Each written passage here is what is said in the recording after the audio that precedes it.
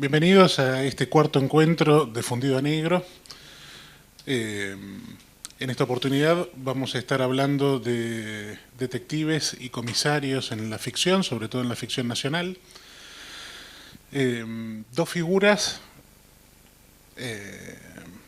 peculiares, la del detective porque es un concepto que traemos de la literatura sajona, y la figura del comisario porque es típicamente nacional y participa de un umbral difuso, que es en los últimos encuentros, los que vinieron escucharon a varios de los autores que nos acompañaron hablar de la dificultad de manejarse en la ficción con figuras del orden que representen a la justicia. Nos acompañan 5 escritores importantes en la tradición policial. ¿Quién quiere empezar de ustedes? Cualquiera de ellos. Bueno, vamos a ir por orden entonces. Vamos a empezar con Ezequiel Delutri. Ezequiel Delutri tiene una saga de novelas justamente protagonizadas por un personaje muy peculiar, que es el detective Jeremías Gillette, Jeremías, en donde juega justamente con esta idea del policía manchado, pero también participa de esta dupla clásica del policial como son Sherlock Holmes y Watson, en donde el narrador de sus historias es justamente un escritor de policiales que por un hecho fortuito termina poniéndose en contacto con este personaje. Ezequiel, ¿funciona ese micrófono? Calculo que sí, ahí está. Vamos con vos.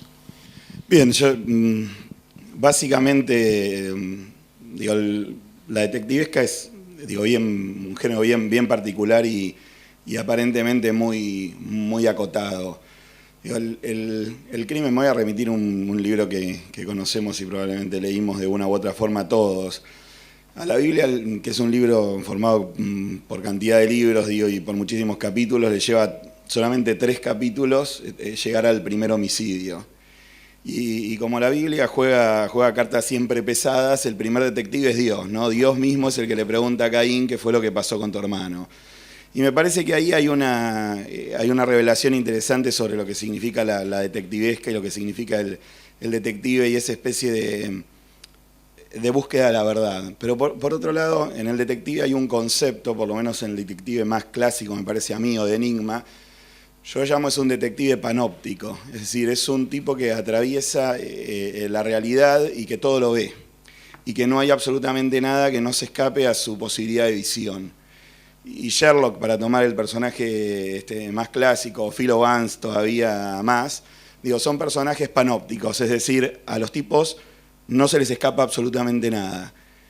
A mí me llama la atención que los escritores de policial de enigma siempre han generado una serie de decálogos explicando cuáles son las pautas para escribir sus textos. Lo que creo que finalmente es terriblemente tramposo. Digo, es decir, lo explican porque el policial de enigma se basa en la trampa, se basa en el ocultamiento, se basa en hacer pasar ciertos detalles que son importantísimos como cosas irrelevantes. Y para lograr eso, utiliza el policial de enigma un narrador que no es el mismo detective generalmente, de manera tal que uno nunca está metido en esa mente panóptico, mente Aleph que tiene el detective, que absolutamente todo lo puede ver. Y que por intermedio de eso, decimos nosotros o pensamos habitualmente, el tipo llega a la verdad. Yo no sé si el policial realmente intenta llegar a la verdad. No sé si esa verdad hace feliz a los detectives cuando la logran. El hecho de que el policial detective sea siempre en serio implica que la búsqueda de la verdad es permanente y de que hay de alguna manera un problema interno en el ser humano con respecto a esa búsqueda de la verdad. esa visión, como decía recién, panóptica que tiene el personaje, que absolutamente todo lo ve, digo, también genera como una especie de personaje profundamente infeliz. La mayoría de los detectives clásicos son infelices. Porque ver todo y conocer toda la verdad no es lo más divertido del mundo. Y probablemente no conduce a ningún tipo de felicidad. Y una de las necesidades que tenemos, y hablo como lector, porque me siento más cómodo en el lugar de lector, como lectores, cuando nos enfrentamos a la detectivesca, es precisamente eso, es precisamente la búsqueda de esa verdad que cuando llega nunca es tan interesante o impactante como el misterio. Por eso yo creo que la detectivesca se desarrolla mejor en la novela corta que larga, porque el misterio siempre es superior a la verdad. Y cuando la verdad llega y revela y la verdad muestra, uno siempre lo que siente es decepción. Siempre piensa que la explicación podría haber sido mejor. Siempre piensa que, bueno, me jugó sucio. Y creo que el error que cometemos los lectores de Policial de Enigma es creerle a los escritores que son gente que se dedica a mentir profesionalmente.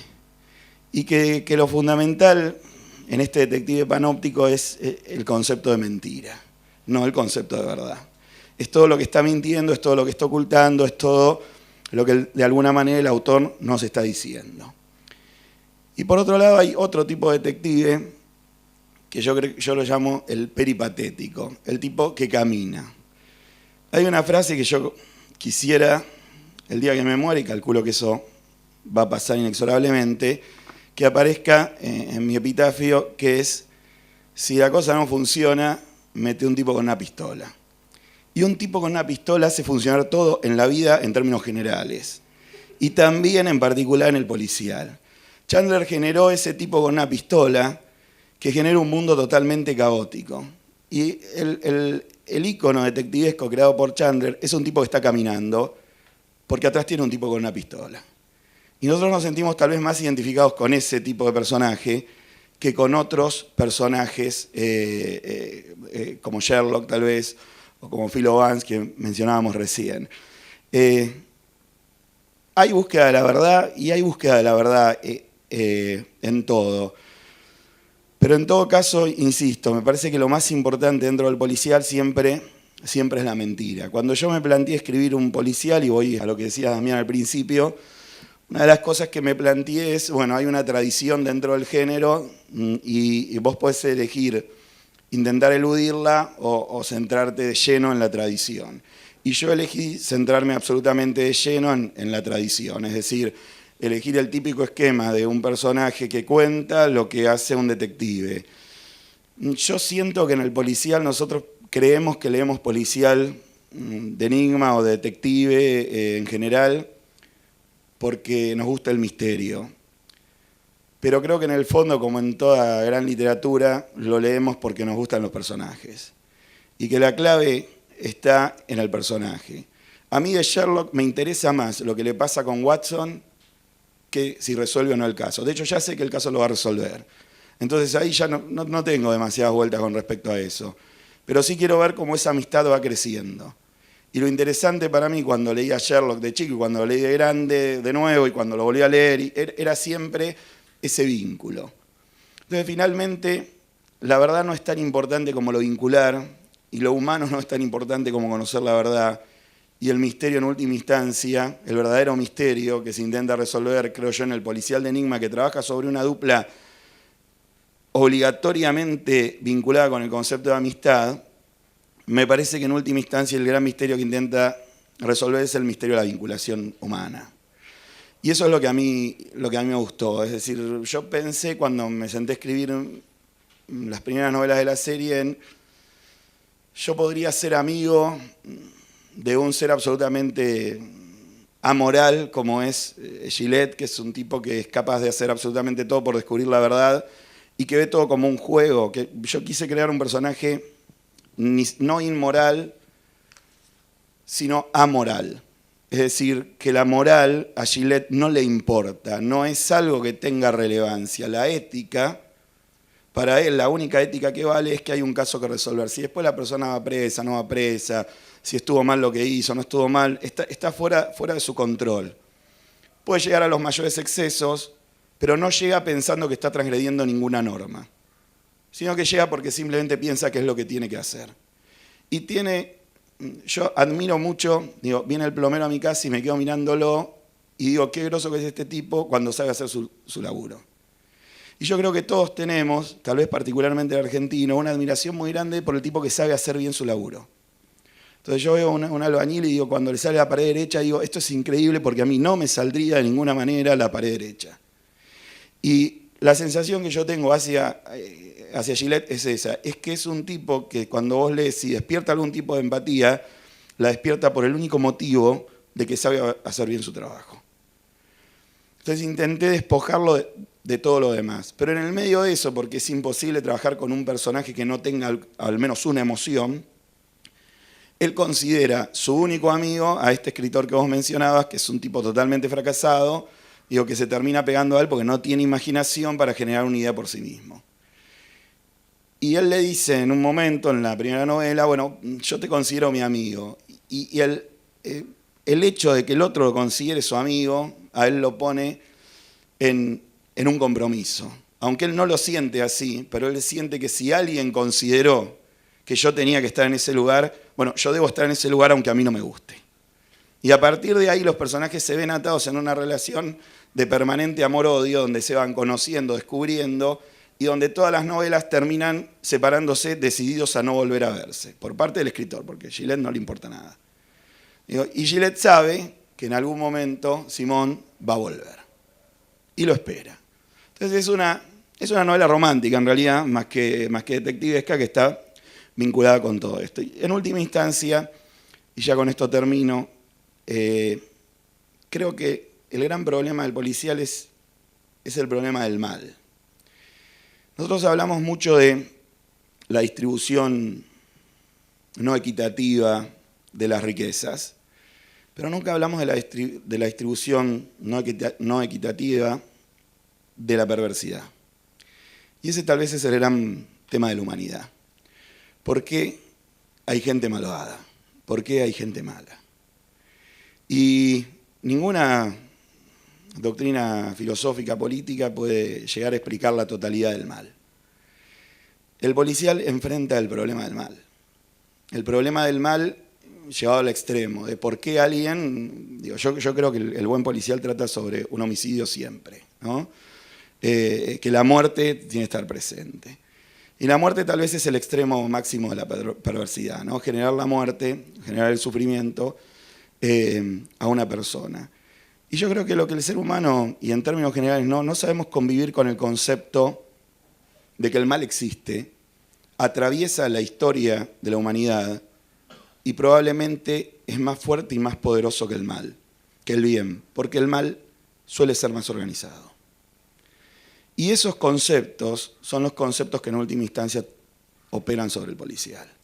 Es decir, cuando la perversidad supera, nosotros podemos tolerar cierto tipo de perversidad, pero cuando la perversidad supera ciertos límites, necesitamos algo que restablezca el orden.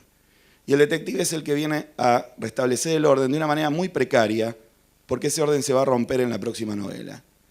Y desde ese punto de vista, para mí el policial es honesto, porque dice, no solucionamos el problema del mal, le pusimos un parche, pero esto va a volver a surgir, y va a volver a aparecer, y va a ser una constante en nuestra vida y en nuestra sociedad. Desde ese punto de vista, al margen de la diversión que yo entiendo que tiene que generar el policial, porque es un género popular y me parece que en primera instancia tiene que ser entretenido, creo que ese es el motivo final por el que yo escribo policial, porque no entiendo por qué somos malos. Y en esa incomprensión se manifiesta mi deseo de escribir el policial, es trabajar con algo que fuera de la literatura no puedo comprender ni manejar. No sé si puedo decir mucho más.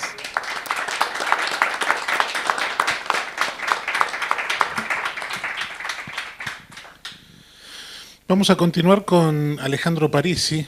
Alejandro entre varios libros de crónicas y de memorias que fue publicando, sacó Con la sangre en el ojo, una novela policial destacable, en donde su protagonista, Alejandro Balestra,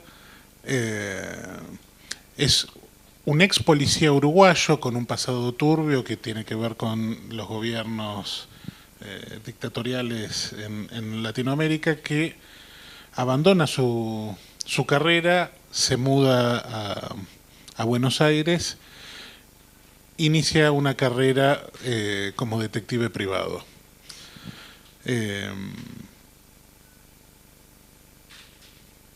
Este es un tema recurrente que hoy justo hablábamos con Juan Sasturain. Los años de plomo en toda Latinoamérica aparecen sesgando la realidad de muchos de los personajes de ficción del género policial. Bueno, hola. Yo voy a empezar un poco más atrás, de mi acercamiento a la novela negra. Yo no había leído novela negra hasta los 25 años, que me mudé a Barcelona con un montón de gente, se fue de acá en el 2002. Y a los 15 días de llegar a Barcelona nos llaman los tíos de mi mujer y nos dicen tienen que venir a ayudarnos porque mi cuñado mató a mi hermana con una bolsa en la cabeza y hay que vaciar la casa porque tiene pedido de desalojo. Entonces nosotros no teníamos nada porque recién habíamos llegado y fuimos como buitres a agarrar ollas y demás cosas que necesitábamos. Tengo ropa todavía del muertito, que en mi familia quedó llamado así porque él después se suicidó de matar a la mujer. Y había era gente que compraba compulsivamente cosas. Y eran dos psicólogos, los muertos. Y eran fanáticos de los gatos, pero no tenían gatos. Y toda la casa decorada con gatos. Bueno, yo vi una biblioteca y digo, ¿qué me llevo? Yo venía de leer mis primeras lecturas, que ni siquiera voy a nombrar, y me gusta la simetría, todos libritos negros, y uno me llamó la atención solo por el título, que se llamaba El delantero centro fue muerto al atardecer. Lo agarré, me lo llevé, y bueno, y caí rendido con Pepe Carvalho. Lo que más me gustó de Pepe Carvalho fue que me ayudó a entender esa ciudad donde terminaría viviendo 4 años, que fue Barcelona. La idiosincrasia, la turbiedad, la oscuridad de la Barcelona previa a las Olimpiadas, ¿no? Y mucho más previa a este quilombo separatista. Y ahí yo me di cuenta como lector, que antes que nada soy lector, lo que permitía la novela negra, que era hablar de la sociedad donde se producen los crímenes. Y siempre tuve la idea, digo, algún día me gustaría poder moverme en ese ambiente. Hay gente que quiere que escribe para cambiar la literatura. A mí me gusta amacarme en los géneros, porque soy lector antes que nada y me gustan los géneros. Y así la idea de Balestra me acompañó durante 10 años hasta que tuve las ganas y la idea de poder meterlo en una novela. Cuando yo empiezo a escribir la novela, había escrito un libro que se llama Un caballero en el purgatorio, que es la biografía novelada de un escruchante. Los escruchantes eran ladrones de llaves, esos tipos que entraban. Es la vida de Carlos Fratini, que además era un gran artista plástico, y él se movía por Buenos Aires con un manojo de 100 llaves, literalmente, 100 llaves. Iba a la cerrajería y le decía que su hermanito tenía que hacer un trabajo para la escuela y compraba de a kilos de llaves. Y se movía por Libertador probando llaves y entraba a robar. Sin violencia, algo que siempre se jactaba él. Y él me hablaba de una policía que yo, que nací en el 76, no conocí. Me hablaba mucho de Meneses, de sus compañeros, Lacho Pardo, que le hablaba mucho de los huevos que tenía ese comisario, que se plantaba delante de sus hombres con el revólver sin chaleco antibalas a enfrentar a los chorros, como Fratini mismo se... Ahora, yo tenía un problema, yo nací en el 76. Para mí, yo no me puedo imaginar una policía que persigue el crimen sin ningún objetivo económico, solo por la verdad o por el esclarecimiento. No pienso nombrar la justicia porque la justicia es un término muy amplio que no siempre está relacionado con la verdad, ¿no? Entonces yo decía, yo quiero escribir un policial, quiero un personaje, pero no puede ser policía. Y después seguí pensando y dije, ¿por qué no puede ser policía? ¿Todos los policías son corruptos? ¿Todos los policías son unas basuras? ¿Todos los milicos fueron represores? ¿Ninguno se bajó del barco a mitad de camino? Y ahí surgió Álvaro Balestra, que se escapa. Su padre era comisario en Uruguay. Él podría haber sido comisario a los 30 y pico años, pero rechaza todo eso y se viene a Buenos Aires, donde lo apadrina un amigo de su papá, comisario tucumano, que se conoce con el padre de Balestra en los cursos anticomunismo que daba la CIA por América del Sur, y lo apadrina, le tira huesos al principio. Después Balestra va haciendo su propia clientela, una clientela de infieles, drogadictos en recuperación, todos casos de muy poca monta. Pero a mí lo que me interesaba de Balestra era Balestra. Digo, el crimen en sí era una excusa para poder escribir con Balestra. Por esa capacidad que tiene la novela negra de mostrar las zonas más oscuras de la sociedad, ¿no? Que generalmente manchan, como decían antes, al tipo que está buscando la verdad. No me imaginaba un detective pulcro, tipo Sherlock, porque no me interesa. Me tienta más la idea del personaje que esconde algo. Y Balestra me permitió eso, la idea de pensar un tipo que estuvo en un pelotón de fusilamiento apuntándole a un Tupamaro y dijo, yo no puedo seguir con esto, y se bajó de eso. Al mismo tiempo yo necesitaba el comisario, porque el comisario es el que sabe lo que va pasando día a día. No sé si se acuerdan del abogado del diablo de Al Pacino, que es como el lorito que le va quemando la cabeza al abogado.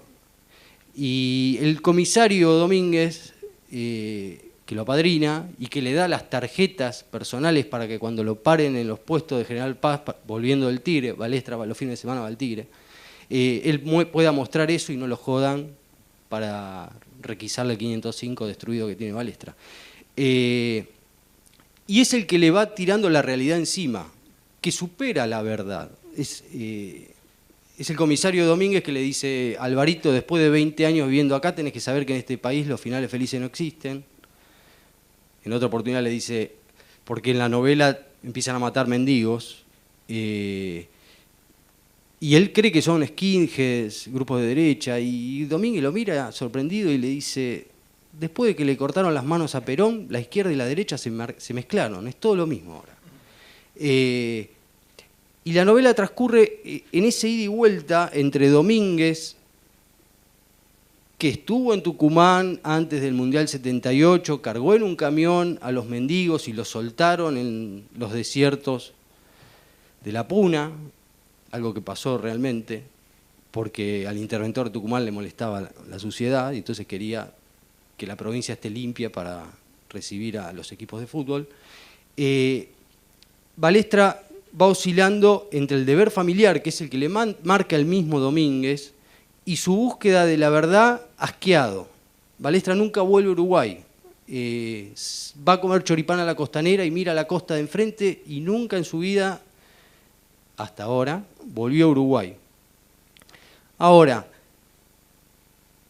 yo creo que como generación, la mía, perdimos la posibilidad de creer, esto se llama detectives y comisarios, ¿no? De creer en la posibilidad de volver a tener una fuerza de seguridad que persiga la verdad. Yo creo que es algo que va a ocurrir con el tiempo si es que ocurre. Por ahí más la justicia que la verdad, ¿no? Van a perseguir.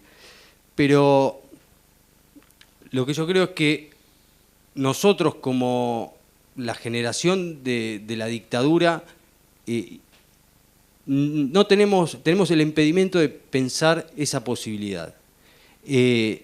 Al mismo tiempo, creo que la sociedad, como él dijo antes, citando la Biblia, la sociedad nuestra viene en una cultura judío-cristiana, ¿no?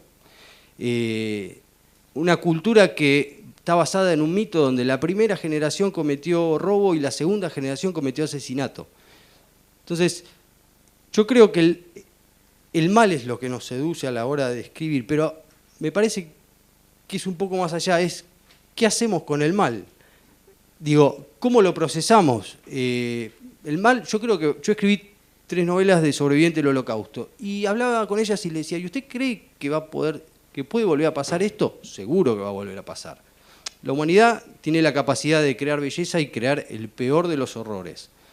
Me parece que la novela negra es la ventana perfecta para moverse en ese ambiente de horrores, regodeándose a veces, porque también es lindo acompañar a un asesino mientras va matando, tan lindo como acompañar a un detective cuando va averiguando por qué lo hizo, cómo lo hizo y a qué hora lo hizo.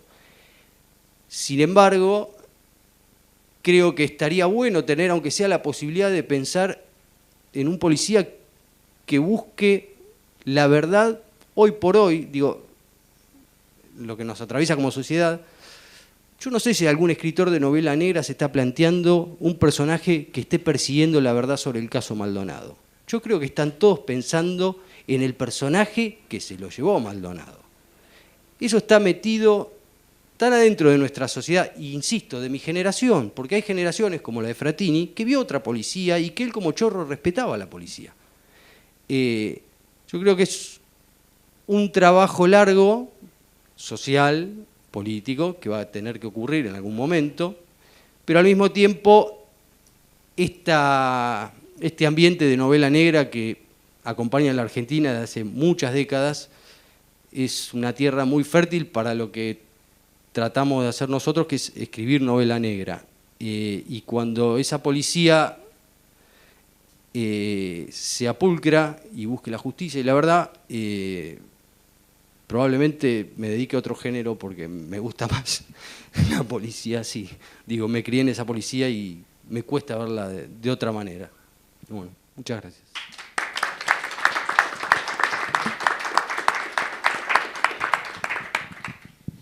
Antes de continuar, vamos a ver la opinión de uno de los autores que entrevistamos en los últimos meses. ¿Podés mandarla? Sean Connelly. On the one hand, you have the police procedural, the police novel. And the police procedural it's in the service of the state. The police serve the interests of the state. Those books are essentially about the restoration of the status quo, of a certain political and social order. Now, people write mystery novels in which we have maverick police detectives, you know, policemen who behave like private individuals. Anybody who has worked for a police department will know you can't do that. Those people don't really exist. The private eye novel has no obligation to the state at all. The private eye has no obligation to the state. The private eye serves the individual. If you want to make a distinction between the two, the writer William Gaddis once said, in the next world we have justice, in this world we have the law. It's not quite that simple. If you want to take it in fictional terms, on one side we have the police novel, which is about the law. On the other side we have the private eye novel, which is actually about conceptions of justice, and often social justice. The private eye novel comes out of California in the 1920s. California in the 1920s was one of the most corrupt states in the Union because it was owned by the railroad companies. If you control the movement of goods and people, you control an economy. And therefore, the state, to ensure that the economy works well, will do everything in its power to ensure that your goods and people move as simply and efficiently as possible. And what that meant was that anybody who was poor or vulnerable or got in the way of the railroad companies was removed. You know, and the forces of the state would not look out for you in the way that they would for the wealthy and privileged, because the wealth of the state was dependent upon these individuals. If the police and the institutions of the state will not look after you when you are in trouble, who do you turn to? You have to turn to somebody from outside those institutions. And that's what The Private Eye comes out of. And he comes out of the Western. The Private Eye novel is a version of Shane. He's a version of the gunman who comes into a town and acts for individuals in the midst of corruption. And a lot of the early Private Eye novelists also wrote Westerns. And the moment when the Private Eye novel becomes, or the Western becomes the private eye novel, is a book called Red Harvest, published in 1927, I think, by Dashiell Hammett, who went on to write The Maltese Falcon. But Hammett had written Westerns. And Red Harvest is almost a Western, and it became the basis for the Clint Eastwood movie A Fistful of Dollars, for Akira Kurosawa's Yojimbo, for Walter Hill's Last Man Standing. It's the inspiration for Miller's Crossing. It's been a very influential book. That is the moment when the Western becomes the private eye novel. Vamos a continuar con Guillermo David, es investigador en la Biblioteca Nacional y nos va a hablar de uno de los personajes más pintorescos que ya lo mencionaron en la mesa, Evaristo Meneses. Hola, bueno, gracias por la invitación. Yo no soy especialista en literatura policial, no soy especialista en nada, pero este libro, escrito por Evaristo Meneses, la mitad del libro, la otra mitad es una pretendida biografía de él, escrita por Iderla Anzoátegui, una profesora de la época. Es un libro que tengo desde que tenía 12 años. Y tiene que ver con que Meneses es nativo de Bahía Blanca, donde yo viví 44 años. Y era un personaje muy conocido en la ciudad, era una referencia para la generación de mi padre. Meneses es oriundo de un pueblito cercano a Bahía Blanca, donde yo fundé un museo que se llama General Daniel Serri, que es un pueblo muy chiquito que gira en torno de la CAP, del frigorífico que floreció durante 100 años, digamos, tuvo distintos nombres, fue primero francés, después fue inglés, finalmente fue nacional y finalmente fue quebrado en la época de Menem. Ese pueblo es muy impresionante porque tiene varias generaciones, una de las cuales es la de Meneses, de obreros de la carne y de productores rurales. Su padre era un pequeño productor rural, ganadero de Serri, que afectado por la crisis del 30 tuvo que vender las vacas y tuvo que irse. Ese es el episodio fundacional de la idea de justicia, como él mismo lo dice, el propio Meneses lo dice, que lo lleva a tratar de hacer entuertos, digamos. Él narra, en el prólogo que hace Iderla Anzoátegui, están transcritos fragmentos de los diarios de él, y están transcritos conversaciones de ella con el propio Meneses a comienzos de los 60. Meneses narra compungido el momento de cuando él tenía 12 años, de irse de la ciudad, que es el momento donde él percibe la injusticia, ¿no? Su madre es profundamente católica. Un dato interesante es que la iglesita de Serri, la única iglesia de Serri, está hecha de espaldas, es rarísimo porque da a la nada, al campo, de espaldas al pueblo. Y siempre fue la metáfora de Serri, de ese pueblo, porque es un pueblo profundamente inficionado por las tradiciones socialistas y anarquistas antieclesiales, y con una debilísima tradición católica. La madre era parte de la feligresía de esa iglesia. Meneses tiene un componente cristiano muy profundo en todos sus relatos. Hay historias de redención y hay como valores taxativos con los cuales él se mueve, como decían por aquí. La búsqueda de la verdad y la idea de justicia son los motores fundamentales. Él es un hombre con esa marca subjetiva. En un momento, él, con cierta ironía, dado que es la época, en el 61, habla de los existencialistas. Dice, parecíamos existencialistas cuando salíamos de cacería de los maleantes a las 6 de la mañana, y es una descripción muy linda de los barrios que están empezando a amanecer de Buenos Aires, cuando ellos van a atrapar a los ampones, ¿no? Cuento estas pequeñas viñetas para ir entendiendo un poco el personaje. Él, la familia se va a Montevideo, finalmente en un momento él decide entrar a la Marina y hace el viaje de la fragata Sarmiento, donde escribe unos diarios. Es el comienzo de él probando su pluma. Esos diarios son transcritos en gran parte en este prólogo. Son diarios donde él ya aparece autofigurándose como un héroe. Este es un libro que fracasa como libro, digámoslo de entrada, porque adolece todas las cosas que fueron anunciadas antes. O sea, es alguien contando sus propias aventuras, colocándose en el centro de la escena. Son todas historias de hechos bien resueltos, de casos policiales bien resueltos, donde él se ve enfrentado a enigmas que trata de resolver con su inteligencia y con su coraje, ¿no? Que eran y en algunos momentos, para hablar de sí mismo, por ejemplo, apela a artículos de la prensa, ¿no? Escriben el elogio del comisario Meneses. y lo hace de un modo que uno no percibe que está leyendo a otro. En el momento estás leyendo y dices, ¿cómo dice esto de sí mismo? En realidad está transcribiendo los elogios de la prensa. El libro está repleto de elogios empalagosos a sí mismo y tiene 120 páginas, 150 páginas de elogios de Ider Lanzuategui a la figura eniesta de este especie de superhéroe de las comisarías. Bueno, es un libro que fracasa, entre otras cosas, también porque es un libro que pertenece a otra época, como bien se dijo aquí. Vos sos del 76, yo soy 10 años más grande. Ya tampoco existían cuando yo era pibe estos comisarios, digamos. Nadie jugaba a ser el policía cuando jugamos a Policías y Ladrones. No era identificable esta figura del comisario impoluto, heroico. Pero sin embargo, en la generación previa, la de Juan, él era la figura, que era el comisario muy mediático, ¿no? Él tuvo una política permanente de aparecer en los medios. Él había sido boxeador en su adolescencia, había combatido 86 peleas, tuvo solo 2 derrotas.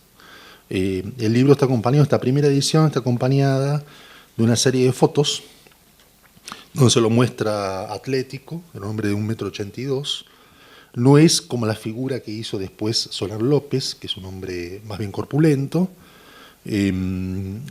atlético, le gustan los deportes, en fin. Del boxeo saca, yo me quedé en una casa de boxeadores, por eso cuando lo leí es lo que más me resonaba. Del boxeo saca la idea del duelo como la matriz donde se dirime algo de la justicia y donde se empardan rivales. Esto va a estar en sus textos, es el momento más protoborgiano, digamos, de los textos de Meneses, donde el encuentro con sus rivales es un encuentro donde se reconocen en lo que de noble tienen. Y la aspiración a rescatar la nobleza de aquellos personajes que él persigue, de Lampa, es la aparición máxima de Meneses. Él siempre tiene el dilema de por qué existe, como se dijo aquí, por qué existe el mal, ¿no? Esto lo va a decir muchas veces. Él era un personaje, ya dije, mediático, bueno, era un, y se presentaba a sí mismo como un duro sensible. Era pintor, ejecutaba, aquí hay unas fotos de los cuadros que él ejecutó en el doble sentido de la palabra. No era un gran pintor, hacía copias del clasicismo francés e italiano, de escenas, de encarnación de la Virgen, de la muerte de Helena de Troya, ese tipo de cosas, cuadros que pintaba entre los 17 y el momento del año 32, tiene 30 años, el momento en que ya es un policía formado. Fue jefe de la división Robos y Hurtos, tuvo su Floruit, como se dice, en la década del 50, donde se transformó más famoso, sobre todo en la época de Frondizi.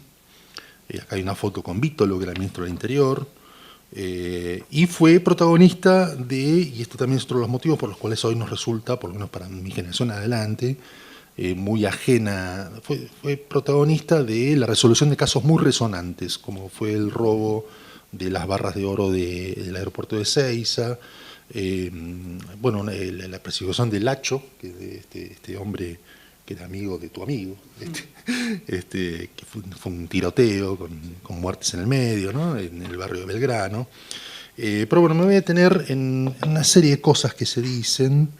El libro comienza, bueno, con esa larga introducción, pero en realidad comienza con una reseña que hace Meneses de un artículo de un almirante, a la sazón Segurán Vázquez, o Recaredo Vázquez. Los nombres son hermosos, los nombres son de policial de Sasturain. Recaredo Vázquez, donde propone la policía severa pero con sensibilidad. O sea, está hablando de sí mismo, ¿no? Era un severo sensible. La policía, dice Meneses, es algo limpio que está permanentemente en el barro, ¿no? Ese es el ideal que él construye. Dice, en realidad escribe ese artículo reseñando el libro de Recaredo, porque Recaredo habla de él. Entonces, transcribe la parte donde habla de él, dice: la Brigada de Robos y Hurtos debería ser felicitada casi a diario. Es la fuerza de choque de la policía con la delincuencia común, la que libra la batalla permanente en ese submundo de la ciudad. Hombres fogueados en el riesgo, conocedores de las caras, vida y milagro de los malvivientes, activos, recios y hábiles, verdaderos policías, cuya síntesis de esta época es Evaristo Meneses, comisario inspector. Por supuesto, atribuye a la disolución de los núcleos morales, y así en ese sentido es un moralista a la antigua, la presencia del mal en el mundo, y siempre tiene esta pregunta, dice, ¿por qué aún los ladrones o los delincuentes exitosos, cuando consiguen su objetivo, no pueden disfrutar de él? Entonces cuenta un encuentro que tiene con un ampón que atrapa, viviendo muy malamente, en una pensión de mala muerte, que le dice lo siguiente, dice, me repetía a menudo, si pudiera vivir tranquilo como viven los giles, ¿no? Le dice el ampón. Y Meneses dice, esa es su condena, no poder gozar de la felicidad. Y subraya la palabra gozar. ¿De qué les vale el dinero si no pueden gastarlo en diversiones? Por temor a ser descubiertos. ¿Qué les vale vivir en una suntuosa casa si tiene la angustia de que en algún momento perderán su libertad? ¿No? Bueno, esa es la pregunta que atraviesa casi todo el libro. El libro son una serie de relatos de casos que él fue resolviendo. Hay uno muy interesante que es una cacería de unos criminales que hacen uso la terminología que él usa, ¿no? Porque él usa toda la terminología policíaca espantosa, dice, estaba en posición de cúbito dorsal, ¿no? Tiene como una pretensión de aliento literario y de repente sale el lenguaje policial duro, da los nombres y los grados de todas las personas que intervienen, el número de la seccional, ese tipo de cosas, ¿no? Bueno, van a cazar a Hidalgo, peligroso delincuente. Aquí está la foto, es un pobre flaquito de bigotitos que parece un peón de campo, con el cual finalmente tiene un enfrentamiento armado, ¿no? Y está narrando bastante bien la escena previa del acecho, es en las afueras de La Plata, una noche de lluvia. Viene como con cierta andadura el relato, y empieza a enumerar. Dice, a mi costado izquierdo se había colgado el subcomisario escolar, mientras detrás, y afirmado al muro, en una modesta edificación, se hallaba el subcomisario Dinucci, oficial principal Regalía, subinspectores Fernández, suboficial Álvarez. En cuanto al oficial subinspector Stefanelli y el cabo Farquharson, cumpliendo mis instrucciones, se habían dirigido hacia una calle paralela, etc.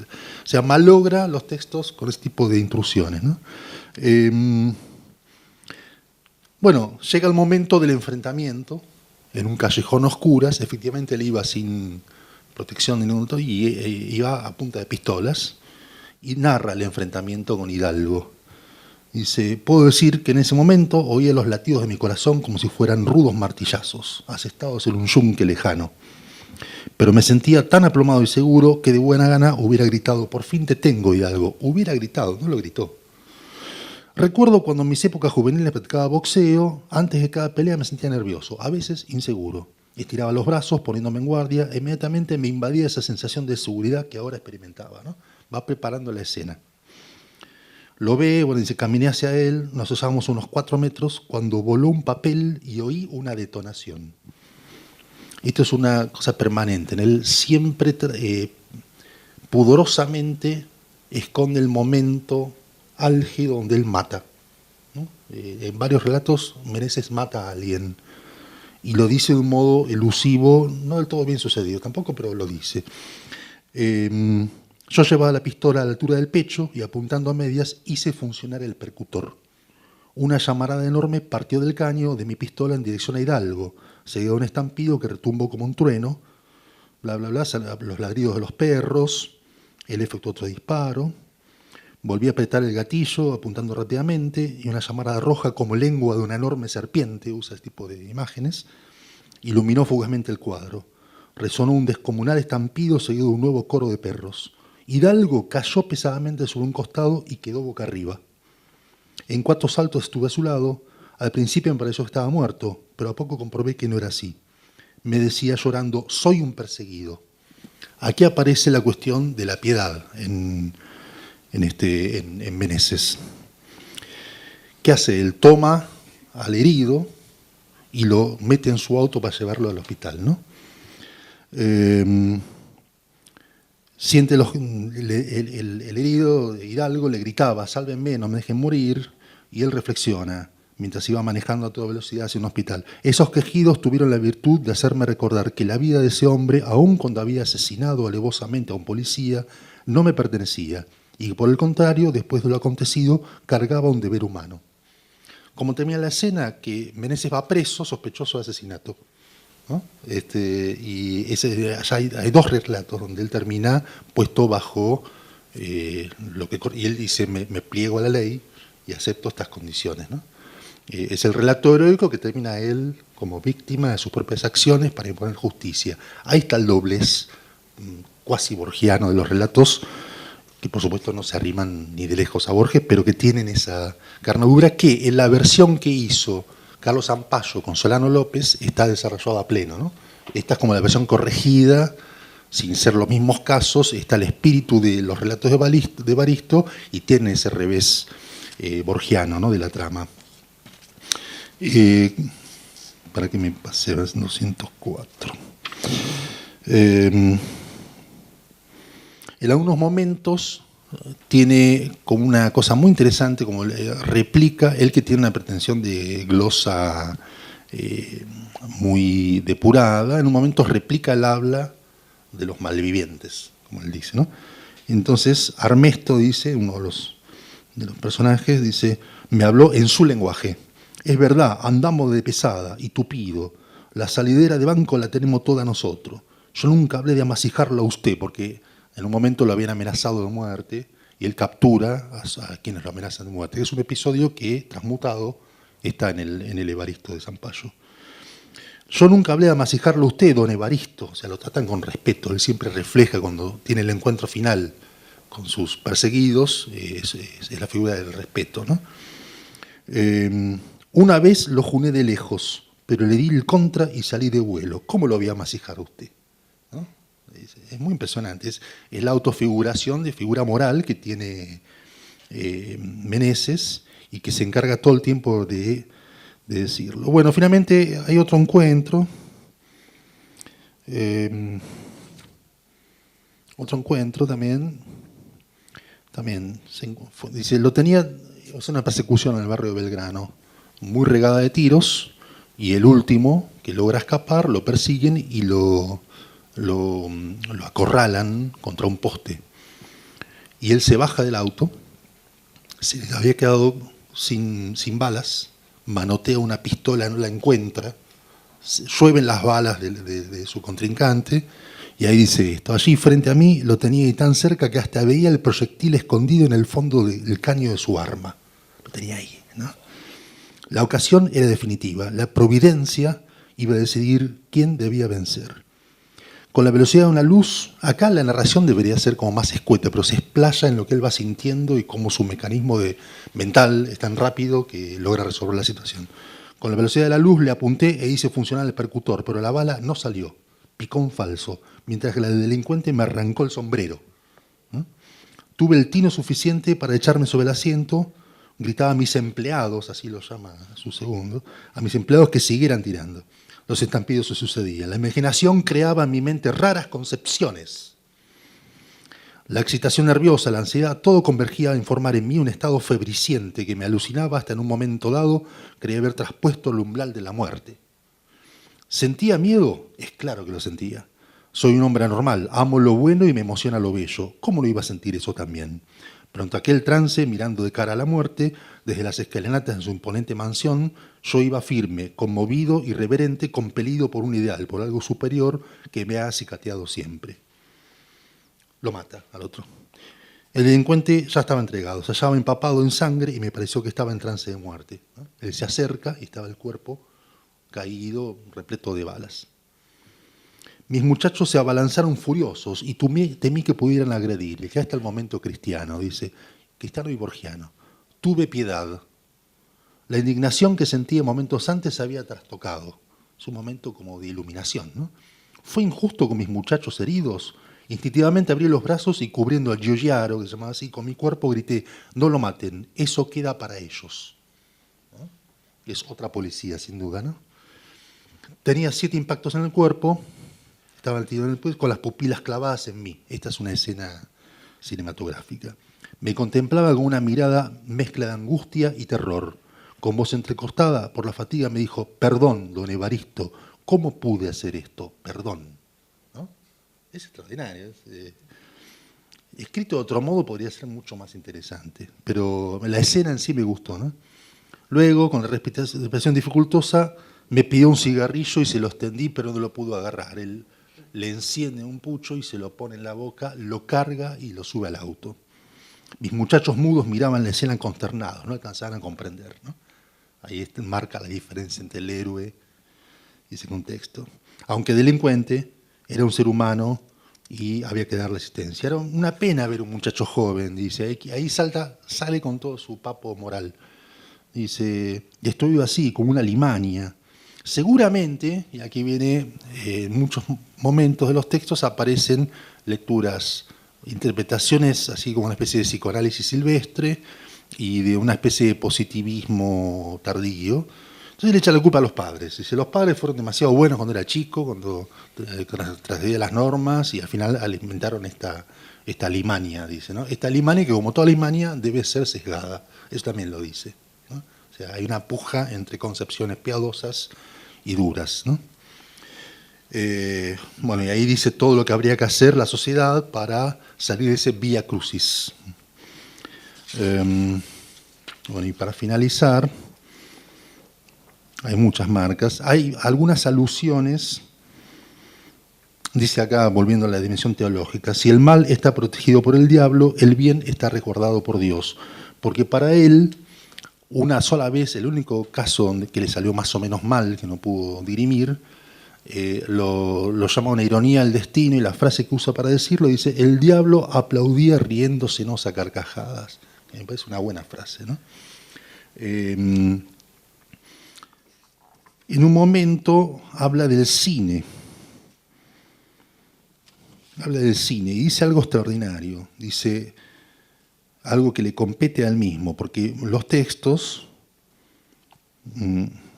acá, está tomando testimonio a un asaltante y él lo transcribe, y el asaltante le dice: entonces en ese momento dije, córrase, esto es un asalto. Estas palabras de impresión que tantas veces yo vi en el cine, le dice el tipo que está cautivo testimoniando. Entonces Meneses dice: al escuchar esto último pensé que se comprueba una vez más que ciertas películas donde el espectador ve la pericia del ladrón no deben exhibirse, ¿no? La culpa es del cine. Las mentes desviadas copian los malos hábitos. Esas películas son cátedra de enseñanza delictiva. Ahora bien, todo el libro es una descripción de mecanismos descriptivos. Esto me acuerdo de una cosa que dice Gramsci sobre Maquiavelo. ¿Para quién escribe Maquiavelo?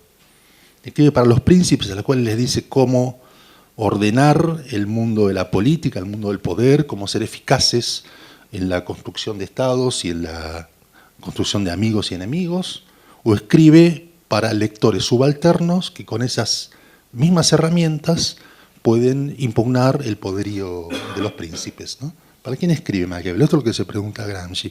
Y todo el libro es eso, es una descripción de mecanismos delictivos de su época que tranquilamente podrían ser pensados como una escuela de delincuencia. Esta no percepción de lo que él critica y hace, me parece que lo transforma en un personaje más interesante y que amerita ser releído para pensar esta figura que hoy podemos pensar tardía, acaso el último comisario de su especie, en un momento donde efectivamente pensar el Estado es pensar aquello que ya no es. Una vez me tocó hacer una edición de un libro que era la historia, lo publicó en el siglo XXI, la historia de la Policía Federal. Y era una tesis doctoral inicialmente de 1000 páginas. Y reseñaban, entre otras cosas, 100 años de textos producidos por la policía, ¿no? Desde la revista policial hasta los del comisario Fentanes, que alguna vez hemos hablado de él, con todos los discursos positivistas sobre la construcción del delincuente, digamos, la pregunta sobre la construcción del delincuente. Bueno, ese mecanismo lo que muestra este libro, que se llama La marca de la gorra, cómo se construye un policía, es que no varió en 100 años, no varió.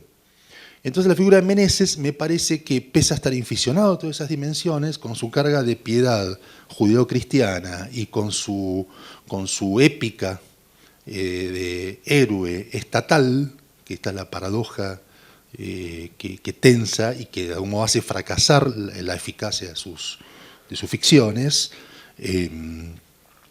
es una figura para ser pensada como la excepcionalidad, ¿no? Como la excepcionalidad. Por eso me parece genial la versión que hizo Solano López con Zampayo, ¿no?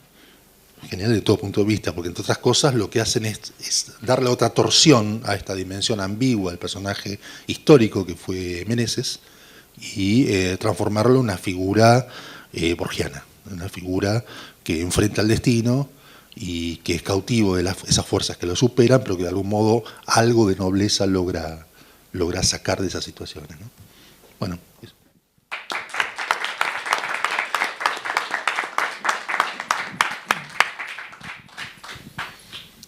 Mientras Guillermo hablaba, se estuvieron proyectando detrás de él. Estas imágenes justamente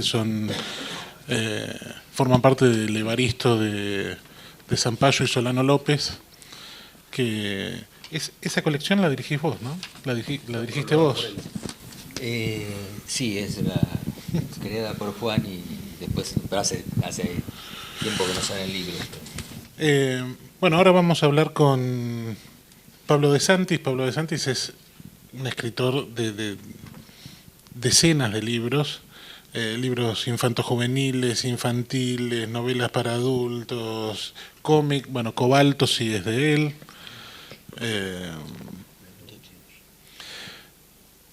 Y tiene dos novelas para adultos, una es El Enigma de París, otra es una suerte de continuación, Crímenes y Jardines, donde juega con la figura del detective privado clásico. Las dos novelas comparten protagonista, Sigmundo Salvatrio. Bueno, en el cómic Cobalto también es una especie de detective ex policía, es Cobalto, ¿no? Una especie de agente. Claro, un ex agente de la ley. Bueno, buenas tardes. Voy a leer un texto, pero no se asusten que son solo 4 páginas. Que lo titula así muy ingeniosamente, Notas sobre el policial. El detective es el primer héroe inmóvil de la literatura. Antes del nacimiento de la novela policial, a los protagonistas de las novelas de aventuras les tocaba cruzar mares o desiertos o atravesar el campo de batalla sembrado de cadáveres.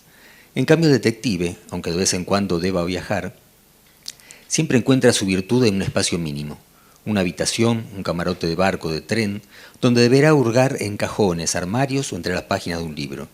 Por eso su palacio es el cuarto cerrado. Y aun cuando el crimen en serie lo arrastre de un rincón a otro de la ciudad, el investigador buscará las correspondencias escondidas detrás de lo múltiple y diverso. Buscará que diferentes escenarios y cuerpos se conviertan en un solo escenario, en un solo cuerpo. En todo relato hay historias que transcurren en el presente y otras en el pasado. De hecho, toda ficción existe para mostrar la tensión entre pasado y presente. El resultado final de ese enfrentamiento es lo que determina la naturaleza del relato. En el género fantástico encontramos a menudo un personaje o un grupo de personajes que alquilan una casa o emprenden un viaje atentos solo a su futuro, sin pensar en el pasado. Pero el pasado irrumpe bajo la forma de una centenaria tradición o un viejo secreto, los ritos egipcios, una leyenda de Transilvania, un fantasma que gobierna habitaciones. Y todas las seguridades y la racionalidad del presente se desvanecen frente a las tinieblas del pasado. En las historias fantásticas, el pasado, aun cuando pueda ser en parte exorcizado, nunca es vencido del todo. La huida de un fantasma es un triunfo parcial frente a la perspectiva de que los fantasmas existen, de que han existido desde siempre. Aunque Drácula sea finalmente vencido, el combate contra el monstruo deja en claro que las cosas no son como las cuentan, y que es otra la historia del mundo. En el policial, el presente es la investigación, y el pasado la historia que ha llevado al crimen, que siempre es anterior a la entrada del detective en escena. Hay muchas historias que asoman. La vida anterior de los personajes se muestra de a poco en un policial, pero finalmente hay solo una que explica el crimen. En la novela policial, el detective, al resolver el enigma, desactiva el poder del pasado. Los cuentos fantásticos representan el triunfo del pasado sobre el presente, y por eso hay en ellos un aire de melancolía. Los relatos policiales son el triunfo del presente sobre el pasado, y por eso son irónicos. La ironía exige distancia, y el detective es la encarnación de la distancia con que el lector mira a los personajes, sin conmoverse del todo por su destino. Entre otras convenciones, el género policial inventó el cadáver intelectual. No vemos a las víctimas de una historia con todas las consecuencias emocionales de una muerte, sino como parte de un problema o acertijo. Por más que los escritores se esfuercen en que estas muertes provoquen pena, los cadáveres están allí para la felicidad del lector. La novela policial no está completamente afuera del discurso ético. De hecho, los cuentos del padre Brown de Chesterton, o la serie televisiva Columbo, o los cuentos del padre Metri de Leonardo Castellani, son en esencia historias morales. Pero sí hay una anestesia parcial de nuestra emoción para que nos podamos abandonar al juego sin remordimientos. En las novelas policiales, los muertos no tienen quien los llore. Un lector puede llorar por Emma Bovary o por los percances de Cumbres Borrascosas, pero nadie derrama una lágrima por las víctimas de una novela policial, aunque los muertos sean tantos como en 10 indiecitos. La escena del reconocimiento ha atravesado la literatura.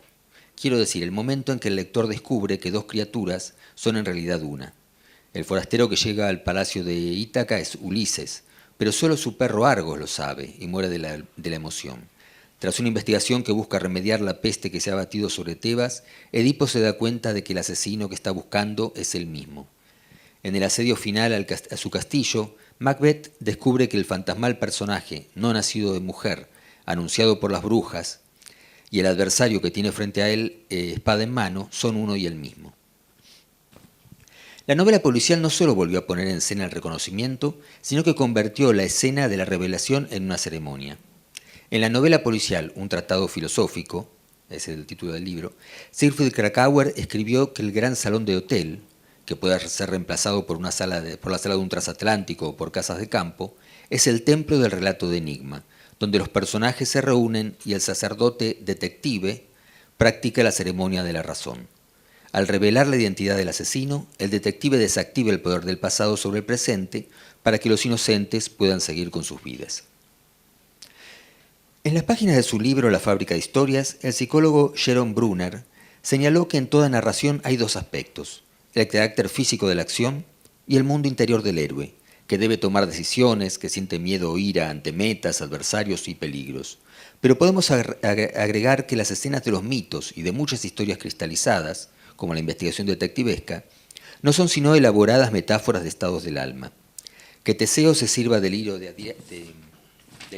Ariadna para entrar en el laberinto, o que Perseo use el espejo de su escudo para salir del laberinto, o que Perseo use el espejo de su escudo para acabar con la gorgona, son acciones exteriores para los héroes, pero acciones interiores para quien lee o escucha la fábula y que siente que muchas veces se perdió en laberintos o se sirvió de un medio indirecto para solucionar un grave problema. Irreales desde una perspectiva naturalista, los detectives son elaborada representación de nuestra búsqueda de la verdad.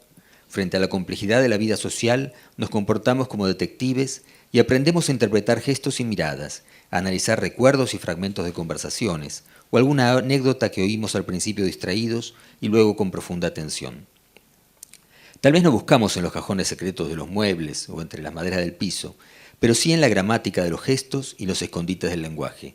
Nuestra meta no es averiguar el nombre del asesino, sino quiénes somos y quiénes son los que nos rodean. Muchas gracias.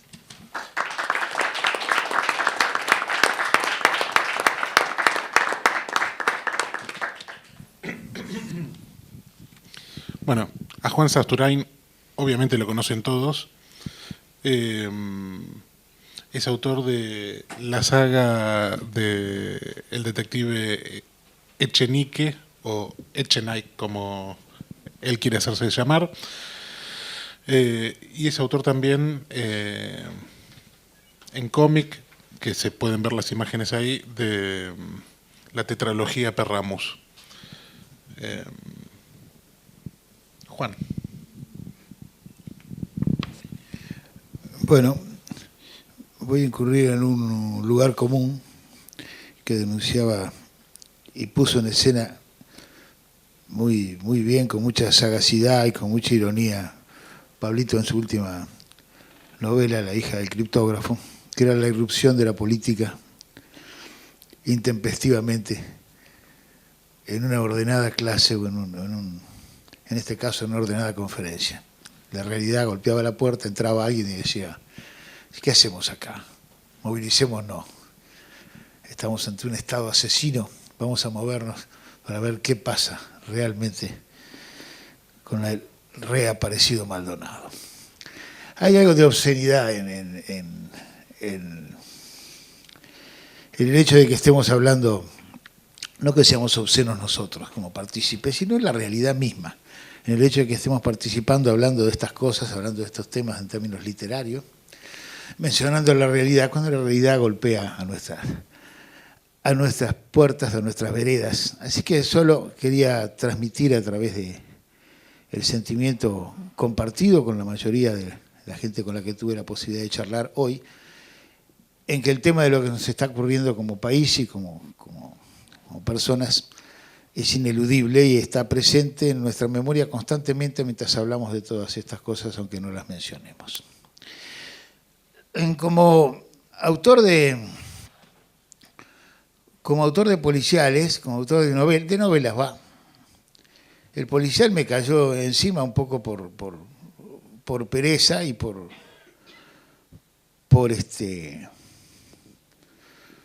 cierto grado de reconocimiento de necesidad de un armazón para poder escribir. Quiero decir, yo como creo que podemos llegar a asumir todos los que estamos aquí, si escribimos es porque hemos leído, básicamente. Y se supone que uno escribe porque ha disfrutado de la lectura, porque ha sido feliz leyendo. Se supone que si uno escribe, también suele decirse que escribe aquellas cosas que le gustaría leer.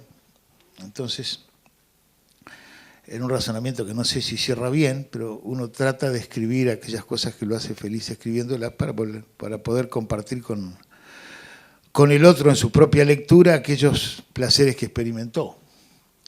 A mí me sirvió, yo tenía menos de 30 años cuando empecé a escribir mi primera novela policial, Manual de Perdedores, en el año 72, tenía 27 años, escribí 6 páginas, y lo único que escribí fue una escena que había visto 1000 veces en el cine, que había leído 1000 veces en los autores que amaba y que sigo amando, que era un señor de piloto y sombrero que entraba a una oficina donde un señor poderoso, más o menos poderoso, en este caso el industrial, le encargaba un laburo del cual él se ocuparía, que era buscar el paradero de su hijo. Podía ser Lew Archer, podía ser quien fuere.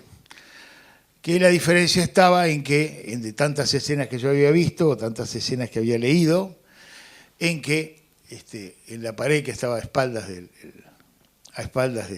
ese investigador privado, porque eso era, no estaba el puente de San Francisco, ni estaba el edificio de la Chrysler de New York, sino que estaba al final de la calle Corrientes y el Luna Park. Claro, después yo escribí las primeras 3, 4 páginas en el 72 y quedó ahí, porque el tipo abría la puerta y empezaba a andar por la calle y yo no sabía qué carajo iba a hacer, no tenía la menor idea.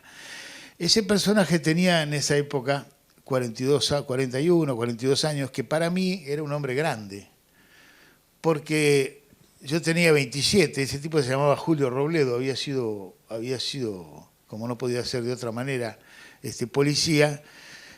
Cuando había tenido que reprimir en la época del plan Conintes, había abandonado la fuerza y se había dedicado con toda su ambigüedad y con todas sus contradicciones a la investigación privada. Mi perspectiva, yo tenía, repito eso, porque es todo muy raro.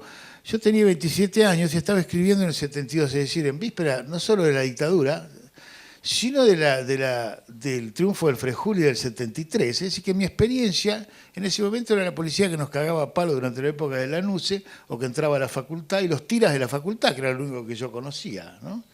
Entonces, mis héroes eran las víctimas, eran los jóvenes estudiantes, ¿no es cierto? No tenía ninguna posibilidad de identificación con ese detective. Escribí esa primera novela, la terminé en el 75, y por suerte no se publicó. Mandé un falso concurso que había organizado Rodolfo Alonso, un concurso trucho para juntar originales, que nunca, por suerte, nunca salió. Pero sí, ya había publicado El Gordo Soriano, ya había publicado la primera Laiseca, había publicado las primeras Martini probablemente, Pablo Urbanchi. Es decir, que había algunos tipos que ya empezaban a escribir novelas policiales con ambientación porteña, digamos, ambientación argentina. Durante la dictadura empecé a escribir otra cosa, que se llamaba La balada de Chenique y Tony García, que era un viejo jubilado de 60 y pico años que de leer tantos policiales en algún momento decidía, ese bien borgiano y bien cervantino, obviamente, que decidía vivir lo que había leído. Entonces él vende su casona de Flores, donde vivía al enviudar, y al enviudar alquila usa toda la guita, alquila una oficina en la calle, en Avenida de Mayo, y se pone junto con un mozo de bar, el mozo del bar Ramos, de la calle Corrientes y Montevideo, deciden empezar a caminar la ciudad, el peripatético que dice allá el compañero.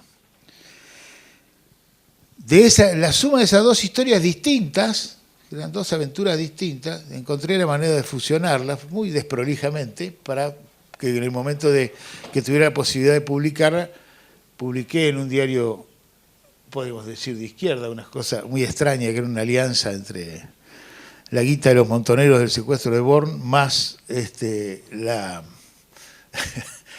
la intransigencia peronista del feudalismo peronista del viejo Sadi.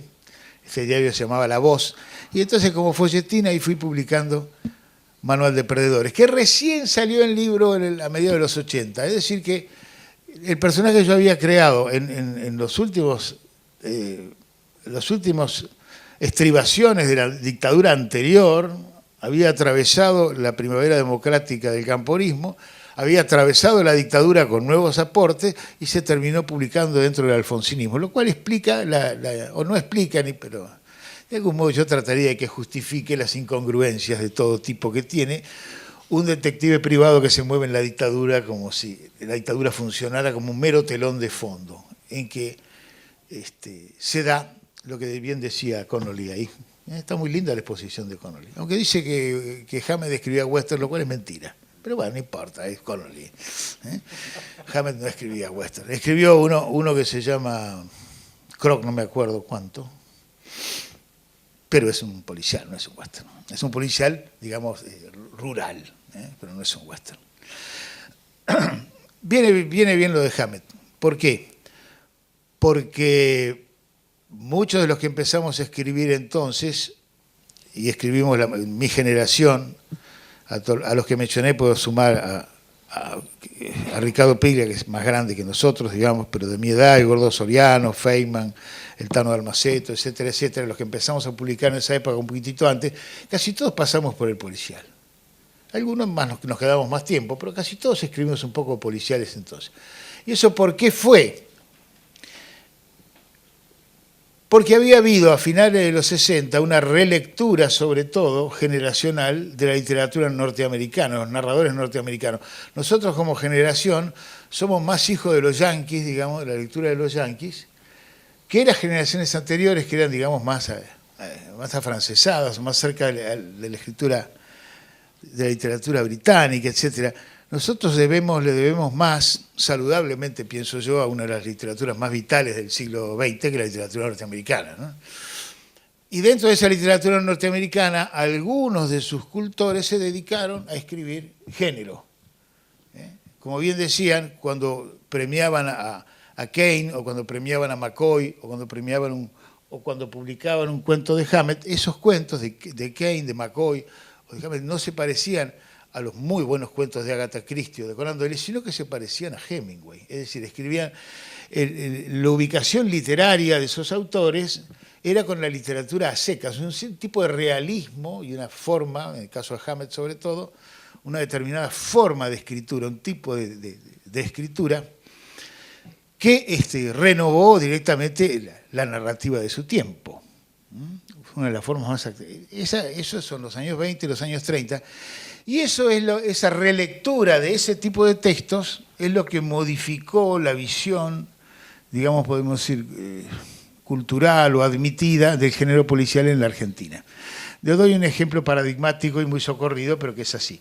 Cuando aparece a mediados de los años 40 la colección El Séptimo Círculo, dirigida por Bioy por Borges y Bioy, ¿no?, que publica con el Séptimo Círculo con una cita dantesca, ¿no es cierto?, cultural dantesca, dentro de la editorial MC, primera novela, La bestia de morir, de Nicholas Blake. Hay una reivindicación explícita de la novela policial desde ese lugar, que es una reivindicación de la trama, es una reivindicación del argumento, es una reivindicación del género policial como el lugar narrativo en el cual se vuelven a recuperar o donde se conservan, ante tanta deformidad, donde se conservan las formas clásicas del relato, el interés. ¿Qué pasa?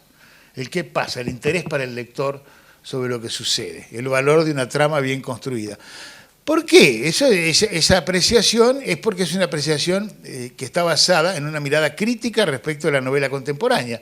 No quiero decir desdeñosa, pero sí crítica. Es decir, la sociología, el psicoanálisis, la experimentación, la corriente de conciencia, el absurdo, Kafka, Joyce, Virginia Woolf, el mismo Proust, etcétera, etcétera, habían enrarecido de tal modo el modelo de la novela del siglo XIX que la habían convertido en un todo vale, ¿no es cierto?, en el cual tanto cabía la prédica del realismo socialista como la divagación psicoanalítica, olvidando el hecho, contame una buena historia y dejate de joder, ¿no?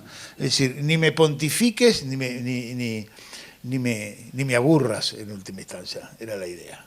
Entonces, se recuperaba el policial y por eso eligieron textos habitualmente provenientes de la primera y la segunda línea de los grandes autores ingleses del siglo, más alguna excepción, por ejemplo el caso de Kane, más algunos argentinos que introdujeron, y esa fue la idea ideológica, digamos, de ese hermoso proyecto que fue, y no fue el único, del Séptimo Círculo. En el mismo sentido, pero inverso, o digamos, con una intencionalidad diferente, 20 años después, Ricardo Piglia funda la serie negra de Editorial Tiempo Contemporáneo. Estamos hablando del año 68, 25 años después, 68, 69. ¿Y parte de qué? Parte de una lectura, eran todos autores publicados, porque Hammett se había publicado, Chandler, excepto McCoy, todos se habían publicado ya. Habían salido, todos esos autores fueron releídos ideológicamente, ¿no? Esos que habían pasado sin pena ni gloria o sin ninguna atención, o con muy poca atención, dentro de colecciones baratas de kiosco, ¿no?, eran releídos casi siempre, como siempre sucede, desde una primera mirada francesa, como siempre pasa, ¿eh? Los franceses descubren lo que los yanquis ya hicieron, ¿eh? Y nosotros recibimos de los yanquis, nosotros recibimos de la crítica francesa una revalorización de esos escritores en las novelas de Chandler, en las novelas de McCoy, en las novelas de Kane o de Hammett. Había un realismo crítico muy poderoso, en el cual, bueno, ya se sabe, hemos hablado muchas veces de eso, pero es importante recordarlo. En esas novelas no interesaba quién mataba a quién y por qué, o cuáles eran los sospechosos, o el papel del detective, sino que la trama siempre se refería a un problema básico que en la novela de Detection no importaba un carajo, que era la relación entre el poder, la violencia y el dinero. Eso aparecía siempre de una u otra manera en el trasfondo, lo que movía a la gente y lo que determinaba la acción. Por lo tanto, la resolución última del enigma era importante o no, podía ser importante, se resolvía, pero la relación entre la justicia y la verdad eran absolutamente divergentes, ¿no? Desde entonces hemos incurrido reiteradamente en historias en las cuales la justicia y la verdad van por caminos diferentes. Se ha trivializado mucho eso, se cagan de risa de esos estereotipos, de esa manera de contar, pero de algún modo necesario, no podemos caminar algunas cuadras para saber que eso sigue siendo así en la realidad, aunque nuestras novelas no hablen de la realidad, sino hablen de literatura. De ninguna manera es especular. Uno ha creado personajes, o muchos de nosotros hemos creado personajes, que no existen en la realidad, pero tampoco Sam Spade existía en la realidad. Hay tantos detectives privados en Los Ángeles como en Buenos Aires. Lo que pasa es que la capacidad de generar mitos, la capacidad de imaginar, tiene que ver con ciertas formas de dependencia cultural. se puede volar en Ciudad Gótica y no se puede volar en Buenos Aires. Bueno, una de las tareas que consciente o inconscientemente muchos nos hemos propuesto es un poco hacer nuestra realidad como un espacio aventurable. Es decir, que la aventura sea también, que este lugar donde escribimos sea también, y donde somos leídos, leemos y somos leídos, sea domicilio posible para la aventura. Y yo me considero un escritor de aventuras, más que de policiales, ¿no? He escrito en general novelas que en general sé cómo empiezan, pero no tengo la menor idea de cómo terminan. Muchas veces he puesto varios muertos que no sabía quién los había matado, y los tuve que resolver después a lo largo del desarrollo, porque en última instancia, si hay algo que sentimos cuando escribimos, es que uno escribe para enterarse. Y entre otras cosas también para enterarse a veces de la trama, ¿no? Eso le suele dar cierta desprolijidad a los textos, pero una respiración más convincente. Bueno, nada, muy lindo todo lo que escuché. Lo de Pablo, lo que pasa es que Pablo lee, te deja un párrafo y tendríamos que parar 5 minutos a charlar todo lo que dijo, ¿no? Tenemos que parar cada vez para la capacidad analítica, crítica y de descripción de los saltos de razonamiento de Pablo son tan brillantes como los de los dos grandes escritores ensayistas que hemos tenido y que han tratado estas cosas, como Borges y Piglia. Lo de Pablo siempre provoca esa misma sensación, ¿no? En el caso de Meneses, en el caso del comisario, se nota que a David le gustó más de lo que dice el libro. Porque él le gustó más, porque al principio decía, no, este libro no se sostiene. Es cierto que no se sostiene, pero varias veces hiciste un guiñito al comisario. Lo que pasa es que por eso elegiste ese libro, no hay otro libro igual. Es un libro impar, porque hay muchos milicos, no, pero hay muchos policías que han escrito memorias, pero no hay ninguno como Meneses, porque además Meneses fue, dentro de lo que son las contradicciones, víctima de esta. A Meneses lo limpiaron, a Meneses en el 62 lo corrieron. Este es un libro reivindicativo en el momento que lo rajan. Después de haber sido un héroe, le dieron el espiante, ¿no? Diga. Una escena que me olvidé de contar, que es con la cual cierra el libro, que él llega, que es la que más me gusta de todas, termina de resolver un montón de casos, en fin, es el héroe cansado, lleva 5 días sin dormir, vuelve a su casa, pone la llave y viene el perro a saludarlo, ¿no? Y su casa es una casa de pensión donde vive con su hermana. O sea, es un señor mayor que vive con su hermana. No hay mujeres en su vida, hay una escena de seducción con una... Era hombre de boliche. Era hombre de boliche y de muchachas pagas, ¿no? Pero él eso no lo dice, eso dicen otros y lo da a entender. Y el único momento de una escena es una escena de seducción donde él interroga a una mujer que ha sido partícipe del robo del oro en Ezeiza, con la cual tiene una escena evidente de seducción. Él transcribe el diálogo de pe a pa, pero queda todo allí. Y él descubre que ella es partícipe porque dice es una simuladora, nuevamente, los simuladores de talento, los simuladores en el delito, ¿no? Ese es Meneses, ¿no? Era un personaje. Tuvimos oportunidad, cuando íbamos a publicar en la revista Fierro, íbamos a publicar el primer episodio de Meneses. Es una anécdotita cortita, ¿eh? Fuimos con el gordo Carlitos Zampayo a visitarlo a la oficina. Él tenía una oficina en la calle de Córdoba. Yo tengo la tarjetita que dice Evaristo Meneses Investigaciones. No sé si nos dice investigaciones privadas, por ahí lo investigo, se lo agrego yo el privada, pero me parece que dice, ¿eh? Y lo fuimos a ver y se mostró muy parco, apenas miró la revista, no opinó al respecto. No voy a decir que estamos jabonados, pero más o menos. Le dio poca bola, se ocupó de definir bien su lugar, lo que hacía, de qué trabajaba, las investigaciones que hacía, que de vez en cuando le traían algún laburo.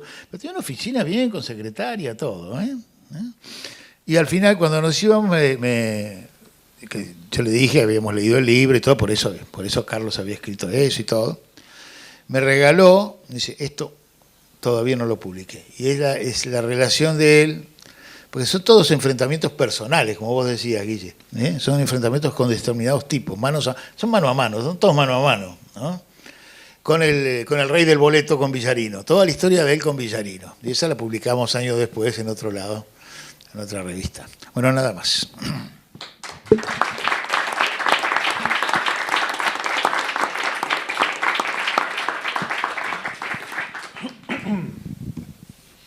¿Alguno en el público tiene alguna pregunta para hacer a alguno de los participantes de la mesa?